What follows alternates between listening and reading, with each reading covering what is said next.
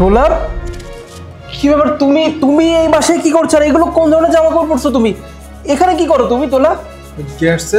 ও delivery man. Sir আপনার parcel ছিল। ওকে আচ্ছা, দেখলাম তোমার নাম মনে রাখছে, চেনো নাকি আমাকে?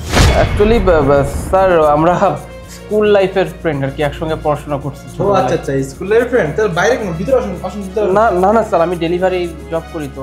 আরে কি বলছেন ভাই? আপনি আসুন, কতদিন পর আসেন, আসুন দেখা, ভিতরে আসুন, আসুন আসুন, যাও।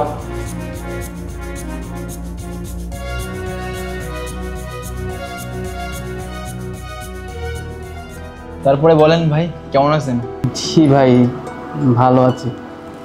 যদি কিছু মনে না করেন একটা কথা বলতাম। মানে আপনাদের দুজনের মধ্যে সম্পর্কটা কি, মানে হাজব্যান্ড ওয়াইফ? না না, আমরা হাজব্যান্ড ওয়াইফ না, আমরা বয়ফ্রেন্ড গার্লফ্রেন্ড। Boyfriend girlfriend.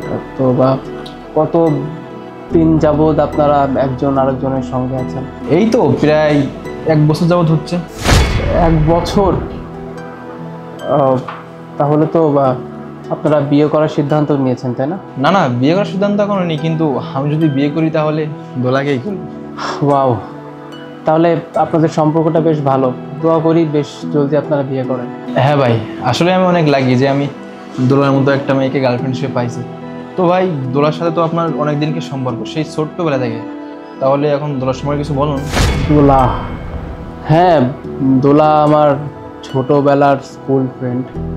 দোলার ব্যাপারে তো আসলে বললে অনেক কিছু বলা যায়, তবে একটা কথা না বললেই না, ওর না বা অনেক বড় বড় স্বপ্ন।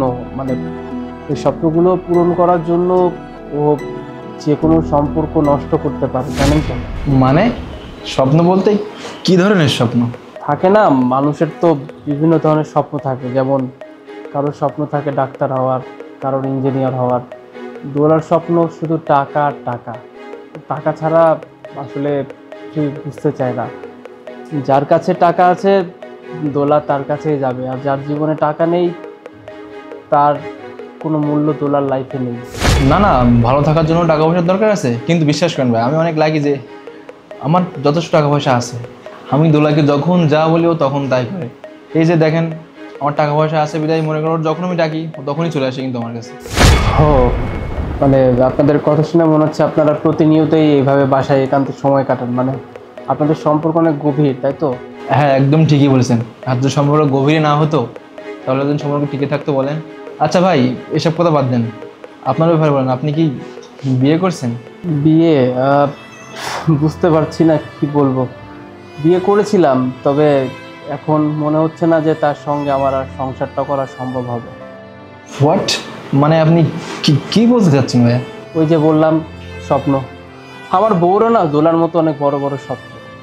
আমার বউ টাকার জন্য আমার পিঠ পিছে আমাকে ধোকা দিতে দুবার ভাবিনি।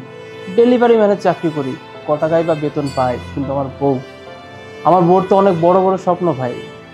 তাকে দামি দামি জামা কাপড় কিনে দিতে হবে, শপিং করায় দিতে হবে, রেস্টুরেন্টে খেতে নিয়ে যেতে হবে। সামান্য বেতনের চাকরি করে এত কিছু করা তো পসিবল না।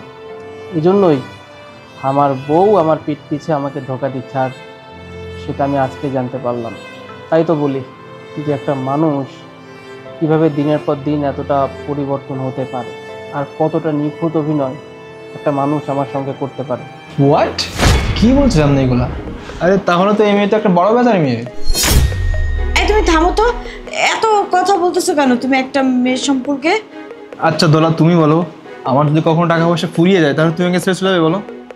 না না, আমি কখনোই তোমাকে ছেড়ে চলে যাব না। আচ্ছা ভাই, সে আসার পর থেকে আপনি আমার সঙ্গে কথা বলে যাচ্ছেন, কিন্তু দোলার সঙ্গে কোনো কথা বলছেন না। আসলে আপনাদের কোনো ঝামেলা হয়েছে নাকি? ভাই আসলে সব কিছু জানার পরে তো একটা মেয়ের সঙ্গে ওই একই ছাদের নিচে থেকে বসবাস করা যায় না, সংসার করা যায় না, তাই না?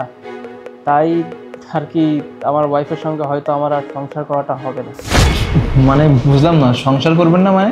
আচ্ছা ভাই, আপনি যদি আমার জায়গায় থাকতেন আপনি কী করতেন বলেন তো? আপনার ওয়াইফ যদি অন্য কোনো পরপুরুষের সঙ্গে ঢলাঢলি করতো আর এই কথা আপনি যদি জানতে পারতেন, তখন আপনি কি করতেন? আমি থাকলে কি করতাম মানে? আমি তোকে গলা টিপ দিয়ে মেরেই ফেলতাম। তাছাড়া এই ধরনের মেয়েদের না পৃথিবীতে বেঁচে থাকার কোনো উদ্দেশ্য নাই, যারা স্বামীর হক অন্য একজনকে দেখা হয়। আচ্ছা, মানুষ মাত্রই ভুল, মানুষ ভুল করতেই পারে, তাই বলে তাকে ডিভোর্স দেওয়ার কি আছে? বুঝিয়ে সুঝিয়ে তো তাকে ঠিকঠাক করা যায়, তাই না? দোলা, যে মানুষটা আমাকে কোনোদিন ভালোই বাসেনি তাকে বুঝে আমি আর কি বলবো বলো তো?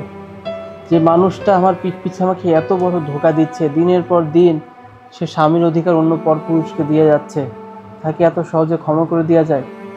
তাকে এত সহজে ক্ষমা করা যায় না। আচ্ছা, যাই হোক ভাই, এত কথা বলে কোনো লাভ নেই। আপনাদের জন্য দোয়া করি, আপনারা অনেক ভালো থাকেন। ঠিক আছে ভাই, আসবেন কিন্তু মাঝে মাঝে।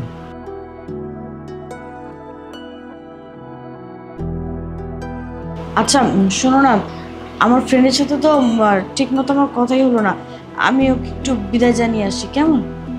ঠিক আছে, যাও। শোনো, আমার ভুল হয়ে গেছে, ক্ষমা করে দাও না প্লিজ। ক্ষমা? যেই দৃশ্যটা আমি নিজের চোখে দেখলাম দোলা, এরপর হয়তো আমি তোমাকে ক্ষমা করে হয়তো দিতে পারবো, কিন্তু এক ছাদের নিচে থেকে কখনোই সংসারটা করতে পারবো না, জানো তো? আমি মানে মন থেকে এই জিনিসটা মানতে পারতেছি না। একটা কথা বলো তো, কী দোষ ছিল আমার? সামান্য ডেলিভারি ম্যানের জব করি, তোমার সব চাহিদা ফুলফিল করতে পারি না, তাই বলে তুমি বাইরে মানুষের সঙ্গে এইভাবে মেলামেশা করবা, আমার অধিকার অন্য একজনকে দিবা? এতই যখন তোমার শখ ছিল, আমাকে বিয়ে কেন করছিলে তুমি? দেখো, আমার টাকার প্রতি লোভ, এর লোভের কারণে যে পাপে পাপে মৃত্যু, এটা আমি আজকে বুঝতে পারছি। প্লিজ আমার ক্ষমা করে দাও, আমি আমি অনেক অনেক গিল্টি ফিল করতেছি, কিভাবে তোমাকে এক্সপ্লেন করবো আমি কিছুই বুঝতে পারতেছি না। দোলা, তোমাকে হয়তো আমি ক্ষমা করে দিতে পারবো, কিন্তু ওই যে বললাম না, তোমার সঙ্গে সংসারটা আমি করতে পারবো না, কারণ আমার মন তো অলরেডি ভেঙে চুরবার হয়ে গেছে। এটাকে আমি জোর লাগাবো কি করে? এটা সম্ভব না দোলা। আমাকে নিয়ে একদম চিন্তা করো না, হয়তো কয়েকটা দিন আমার জন্য তোমার মায়া লাগবে, কিন্তু একটা সময় দেখবে সব ঠিক হয়ে যাবে। তুমি তো আমাকে ভালোবাসতে না, টাকাকে ভালোবাসতে। তাই বলি কি, আমি তোমার জন্য না, আমি ডেলিভারি ম্যান জব করি, আমি যাই, আমার আমার আরও ডেলিভারি আছে। হ্যাঁ, তুমি বাসায় এসো, পরে এক সময় কথা বলে আমরা ডিভোর্সের ব্যবস্থা করব। আমাকে আর আটকেও না, প্লিজ আটকেও না।